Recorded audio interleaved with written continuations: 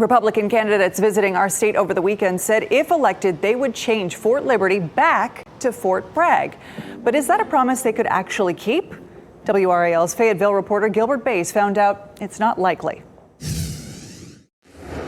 They were words used to fire up the Republican base, and they did just that. We will end the political correctness in the hallways of the Pentagon, and North Carolina will once again be home to Fort Bragg. And I also look forward to, as president, restoring the name of Fort Bragg to our great military base in Fayetteville, North Carolina. Over the weekend, presidential candidates Mike Pence and Florida Governor Ron DeSantis made those claims to a GOP-based rally in North Carolina.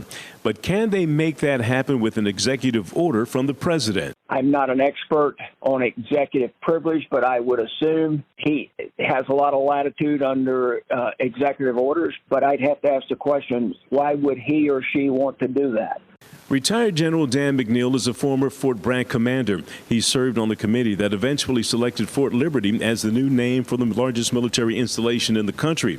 The name was changed in an effort by the U.S. military to confront racial injustice in the aftermath of George Floyd's death. The post was named after a Confederate Army general. McNeil says the process to find the right name was exhaustive and sometimes contentious. It was part of the Defense Authorization Act of 2021. It seems trite to say diverse, but it was an extraordinarily diverse crowd of diverse interests as well. Everyone had a focus that this naming convention had to occur. This is not just some frivolous thing. We are following the letter of the law. As the 2024 presidential campaign gets crowded with Republican candidates, the search is on to find the right catchphrase to separate them from the pack. Some political experts say changing Fort Liberty back to Fort Bragg shouldn't be part of the conversation. In this case, we know that it won't take the president alone renaming a military base, and just one out of this whole series and sequence of committee hearings and conversations about renaming these sites that were named after Confederate soldiers. In this case, it's dead on arrival.